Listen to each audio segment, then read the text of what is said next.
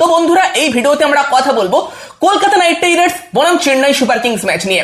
Kolkata night Riders তাদের শুরুটা একটু সেরকম হয়নি। কেকেআর তাদের প্রথম 5 ম্যাচের মধ্যে 2টো জিতেছে, 3টে হেরেছে, কিছুটা খারাপ শুরু হয়েছে। মানে একটা ম্যাচেরই ব্যাপার, যদি কেকেআর লখনৌ ম্যাচটা জিতে যেত আমরা বলতাম 3টে জিতেছে 2টো হেরেছে, সেটাকে আইপিএল স্ট্যান্ডার্ডে আমরা ভালো স্ট্যাটই বলতে পারতাম, ঠিক আছে।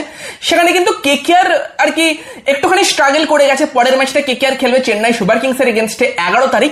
সেই ম্যাচে কলকাতা নাইট রাইডার্সের দল কেমন হতে পারে আমরা সেই নিয়ে আলোচনা করব, যে কেকেআর দলে আমরা কি কি চেঞ্জ এক্সপেক্ট করতে পারি, একাধিক চেঞ্জ কি হতে পারে, কয়েকটা প্লেয়ারের জায়গা নিয়ে কিন্তু প্রশ্ন অবশ্যই উঠছে, সেগুলো নিয়ে আমরা কথা বলবো। যার মধ্যে একটা কুইন্টন ডিকক, একটা আন্দ্রে রাসেল, একটা অবভিয়াসলি স্পেন্সার জনসন।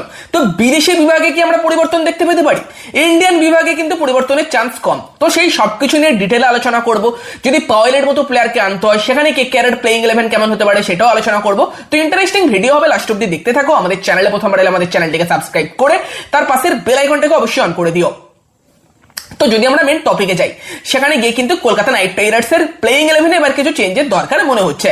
যার মধ্যে প্রথমেই যার কথা বলতে হবে সেটা হচ্ছে স্পেন্সার জনসন। আমার পার্সোনালি ভাই স্পেন্সারকে নিয়ে অনেক আশা ছিল, আমি অনেক হাইপ করেছিলাম। বাট দুঃখের ব্যাপার যে স্পেন্সার যে কোয়ালিটি তার কখনো 100-এ কখনো বিগ ব্যাশে দেখিয়েছে, তার সিকিভাগও কিন্তু এই ইয়ার আইপিএল এখনো দেখাতে পারেনি। এবার আমি জানি না যে কন্ডিশন তাকে শুট করছে না কিনা, যে সে হয়তো ওই টাইপের কন্ডিশনে বেশি ভালো করবে। একমাত্র মুম্বাই ইন্ডিয়ান্সের এগেনস্টে প্রথম ওভার যেখানে কেকেআর খুবই লো স্কোর করেছিল, সেখানে স্পেন্সারের কিছুটা কোয়ালিটি আমরা দেখেছিলাম। ফলে স্পেন্সারকে হয়তো আর সুযোগ দিয়ে এবার অ্যান্ড্রিক নরকিয়াকে সুযোগ দেবার সময় এসেছে।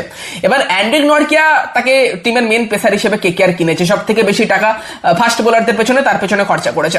ফলে এবার আমরা এক্সপেক্ট করতে পারি যে অ্যান্ড্রিক নরকিয়া আসবে, এবং এটা আমরা আগেও আলোচনা করেছিলাম যে লখনৌ ম্যাচে দরকার না হলেও চেন্নাই ম্যাচে বা তারপরের পাঞ্জাব ম্যাচে যে টাইপের স্টেডিয়ামে খেলা হচ্ছে, এক্সট্রা পেসটা কিন্তু কাজে আসতে পারে। এবং আমরা বর্তমানে দেখতেও পাচ্ছি জোফ্রে আর্চার বা ফার্গুসনের মতো প্লেয়ার তাদের গতিটা কাজে লাগিয়ে কিন্তু ভালো বোলিং করছে। ফলে অ্যান্ড্রিক নরকিয়া যদি ফিট থাকে, আমি জানি না এখনো তার কি কন্ডিশন, কারণ কেকেআর ম্যানেজমেন্ট থেকে কেউ একজন বলছিল যে নরকিয়া যেহেতু ফিটনেস ইস্যু আছে তাই আমরা স্পেন্সারের সঙ্গে শুরু করছি। তবে নরকিয়া তো তোমার প্রথম 2টো প্র্যাকটিস ম্যাচ খেলেছে, তুমি তার পরিবর্তন নাওনি, মানে আশা করছি সে পুরোপুরি 100% ফিট আছে, তাই তো সেই জায়গাতে দাঁড়িয়ে আই থিঙ্ক এবার অ্যান্ড্রিক নরকিয়াকে কিন্তু নিয়ে আসার সময় এসেছে, তার গতিটাকে কাজে লাগানোর সময় এসেছে। তো সেখানে কিন্তু যদি কোনো ফাস্ট বোলার খেলাতে হয়, স্পেন্সারের জায়গাতে অ্যান্ড্রিক নরকিয়া অবভিয়াসলি প্রেফারেন্স পাবে। বাকি কুইন্টন ডিকককে নিয়ে কথা বললে আমার মনে হয় যে কুইন্টন ডিকককে কেন গুরবাজের আগে আমরা রাখছিলাম, কারণ কনসিস্টেন্সি। মনে হয়েছিল ইডেনের পিচটা কুইন্টন ডিকককে শুট করবে। বাট ডিকক, দেখো ডিকক যে কোয়ালিটির প্লেয়ার, সেই কোয়ালিটির ক্রিকেট এখনো খেলতে পারেনি। একটা ম্যাচ উইনিং ইনিংস খেলেছে, বাট 4টে তার পাশাপাশি ব্যর্থতা। ডিককের থেকে হয়তো আমরা এর থেকে বেশি কনসিস্টেন্সি এক্সপেক্ট করি, কারণ গুরবাজ কিন্তু বেশি এক্সপ্লোসিভ ব্যাটসম্যান, গুরবাজ বেশি মানে আক্রমণাত্মক শুরু করতে পারে। বাট গুরবাজের আগে আমরা ডিকককে কনসিস্টেন্সির জন্যই রেখেছি। তবে যদি ডিকক সেই কনসিস্টেন্সি মেনটেন না করতে পারে, সেখানে হয়তো এবার গুরবাজকে আনার টাইম হয়েছে। এবার দেখো চেন্নাই ম্যাচেই চেঞ্জ করবে কিনা সেটা আমি বলতে পারছি না, হয়তো চেন্নাই ম্যাচেও ডিকককে একটা সুযোগ দিতে পারে। মেবি লাস্ট সুযোগ ডিককের, যদি ডিকক পারফর্ম না করতে পারে সেখানে হয়তো তারপরের ম্যাচ থেকে আমরা গুরবাজকে দেখতে পেতে পারি। দেখা যাক সেখানে চেন্নাই ম্যাচেই আর কি চেঞ্জ করে কিনা, নাকি আর একটা সুযোগ দেয়। এবার চেন্নাইতে আমরা কিছুটা স্লো কন্ডিশন এক্সপেক্ট করতে পারি। নর্মালি ওই টাইপের কন্ডিশনে ডিককের থেকে হয়তো গুরবাজ বেশি সুইটেবল হবে। তবে ডিককের যে একটা ভালো ইনিংস এসেছে সেটা কিন্তু একটা স্লো কন্ডিশনই এসেছে। মেবি চেন্নাইয়ের মাঠে কিন্তু ডিকককে নিয়ে কেকেআর লাস্ট চান্সটা নিতে পারে, দেখা যাক সেটা। গুরবাজ এলে কিন্তু নারাইনের সঙ্গে একটা লেফট রাইট কম্বিনেশনও হবে, দেখা যাক সেখানে তোমাদের কি মনে হয়। এবার কি গুরবাজকে চান্স দেওয়া উচিত, নাকি ডিকককে আরো একটা চান্স দেওয়া উচিত বলে মনে হয়? আমার মনে হয় ডিকক হয়তো লাস্ট চান্সটা চেন্নাই ম্যাচে পেতে চলেছে, ফেল করলে তারপর থেকে হয়তো গুরবাজ আসবে, সেটা আমার পার্সোনালি মনে হয়। বাকি রাসেলকে নিয়ে কথা বললে অবভিয়াসলি রাসেল কিছুটা স্ট্রাগল করছে, বাট টিম ম্যানেজমেন্ট আরো বাজেভাবে রাসেলকে ম্যানেজ করছে। রাসেলকে যে জায়গাতে ইউজ করা দরকার হয়তো সেটা করছে না। ব্যাটিং অর্ডার আর একটু বেটার হওয়া উচিত কেকেআরের, সেইখানে কি রাসেলের জায়গাতে পাওয়েলকে নিয়ে আসা দরকার? দেখো যদি রাসেলকে ওইভাবে ট্রাস্ট করে যে তাকে দিয়ে বোলিং 1 ওভার বা 2 ওভার করাবো, ব্যাটিং এ একদম লাস্টে পাঠাবো, তার থেকে ভাই পাওয়েলকে খেলানো বেটার। কারণ পাওয়েল তোমাকে ব্যাট হাতে বেশি ভরসা দেবে, বল হাতে হয়তো রাসেলের মতো ভরসাটা দেবে না। বাট দরকার হলে তোমার আর কি তুমি ভেঙ্কটেশ আয়ারকেও ইউজ করতে পারো বা রমনদীপকেও ইউজ করতে পারো। তবে চেন্নাই ম্যাচে সেই চেঞ্জটা হবে না, রাসেল খেলবে এটুকু আমি শিওর। বাট রাসেলকে বেশি করে ট্রাস্ট করুক। আমার মনে হয় রাসেলকে আগে ভাগে পাঠাক। রমনদীপ কেকেআরের 8 নম্বর প্লেয়ার হওয়া উচিত, রমনদীপকে সবার শেষে রাখা উচিত। তুমি যদি রমনদীপকে পাঠিয়ে দাও আগে, রমনদীপ কি ভাববে যে পেছনে রাসেল আছে, সে তখন মেরে খেলতে যাবে, আউটও হয়ে যেতে পারে। বাট রাসেল আউট হয়ে গেলে কিন্তু বাকিরা একটুখানি ভাবনা চিন্তা করে খেলতে পারে। রাসেল রিঙ্কুকে আর একটু প্রমোট করতে পারে কেকেআর মতো টিম। তবে আমার যেটা মনে হয়, যদি এন্ড্রিক নরকিয়া স্টার্ট করার মতো জায়গাতে না থাকে, তাহলে কিন্তু রাসেলকে as a bowling allrounder use করুক, যে রাসেলকে দিয়ে 4 ওভার করাবো। এমনও হতে পারে রাসেল 4 ওভারে 35 রান দিয়ে 3টে উইকেট নিতে পারে, বা 4 ওভারে 60ও খেতে পারে। বাট সেই জায়গাতে কেকেআর একটা এক্সট্রা ব্যাটসম্যান নিয়ে যাক, রবমান পাওয়েলকে রাখুক, মঈন আলীকে রাখুক, তোমার সেই অপশনগুলো রাখুক। মানে যদি ফার্স্টে ব্যাট করতে যায়, রবমান পাওয়েল / মঈন আলী রেখে দিক। যদি এক্সট্রা ব্যাটিং এর দরকার পড়ে পাওয়েলকে নিয়ে আসুক, যদি না দরকার পড়ে একটু স্পিন হচ্ছে পিচ, অল্প ব্যাটিং এর দরকার, সেখানে মঈন আলীকে নিয়ে আসুক এবং রাসেলকে দিয়ে অ্যাজ এ থার্ড সিমার ইউজ করুক। কারণ তোমার স্পেন্সারও মার খাচ্ছে, হয় এন্ড্রিক নরকিয়াকে দিয়ে স্টার্ট করুক, অথবা রাসেলকে অ্যাজ এ বোলার ইউজ করুক, বোলিং অলরাউন্ডার ইউজ করুক।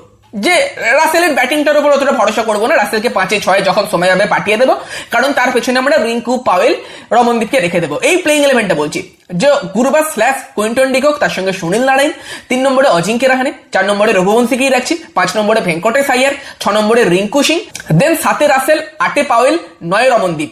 বা পাওয়েলকে চাইলে 6-এও ইউজ করতে পারে, 6-এ পাওয়েল, 7-এ রিঙ্কু, 8-এ রাসেল, 9-এ রমনদীপ, সেটাও করতে পারে। বাট ব্যাপারটা হচ্ছে, আমি চাই না রিঙ্কু অতটা নিচে ব্যাট করুক, কারণ রিঙ্কুর সেরা ইউজটা অত নিচে ব্যাট করিয়ে হবে না। তবে যাই হোক, এই লাইন আপের সঙ্গেও যেতে পারে, যেখানে পাওয়েল / মঈন আলী রেখে দিচ্ছি আমি, যে সেটা কিন্তু দরকার অনুযায়ী কেকেআর ইউজ করতে পারে। আমি বলছি ফার্স্টে ব্যাট করতে গেলে তাদেরকে ইম্প্যাক্ট প্লেয়ার লিস্টে রেখে দিক, এই টাইপের লাইন আপ নিয়ে যাক। যেখানে কিন্তু দেখতেই পাচ্ছ তোমরা, যে 6 নম্বরে আছে রিঙ্কু সিং, 7-এ রাসেল, 8-এ হচ্ছে রমনদীপ সিং, 9 নম্বরে হর্ষিত রানা, 10-এ বৈভব অরোরা, 11-এ Varun Chakravarthy, impact player Moeen Ali / Powell. তোমার যদি ব্যাটিং এর দরকার পড়ে ফার্স্টে ব্যাট করতে গিয়ে অ্যাগ্রেসিভ খেলো, পাওয়েলকে নিয়ে আসো, আর যদি দরকার না পড়ে মঈন আলীকে নিয়ে আসো। এই স্ট্র্যাটেজিতেও কিন্তু কেকেআর যেতে পারে। এবার অনেকে লুবনিতকে খেলানোর কথা বলছে। দেখো, লুবনিতকে খেলালে ঠিক আছে, তুমি কুইন্টন ডিককের জায়গাতে লুবনিতকে নিয়ে এলে, এটা ভেবে যে আমরা চাইলে সেখানে Powell, Russell, Narine, Anrich Nortje, বা Moeen Ali, Russell, Narine, Anrich Nortje, এই 4টে বিদেশিকে একসাথে ইউজ করবো। তবে সেখানে তোমাকে একজন ইন্ডিয়ান ব্যাটসম্যানকে ড্রপ করতে হবে। কাকে ড্রপ করবে? রমনদীপ সিং আমার মনে হয় না সেভাবে সুযোগই পেয়েছে, সেখানে তুমি নিশ্চয়ই ওই একটা ইনিংস থেকে তাকে ড্রপ করে দেবে না। আঙ্ক্রিস রঘুবংশী যথেষ্ট ভালো খেলছে, ফলে তুমি লুবনিতকে ফিট করতে পারবে না। লুবনিতকে ফিট করতে গেলে একটা ব্যাটসম্যান ড্রপ করতে হবে, এবং সেখানে হয়তো আঙ্ক্রিসকেই ড্রপ করতে হবে, যে এত ভালো খেলেছে, কারণ লুবনিত টপ অর্ডার প্লেয়ার। এবং সেই জায়গাতে দাঁড়িয়ে হ্যাঁ, তুমি যদি অঙ্ক্রিসকে ড্রপ করো, লুবনিতকে নিয়ে আসো, এই টাইপের একটা প্লেইং ইলেভেন বানানো সম্ভব, যেটা তোমরা স্ক্রিনে দেখতে পাচ্ছ।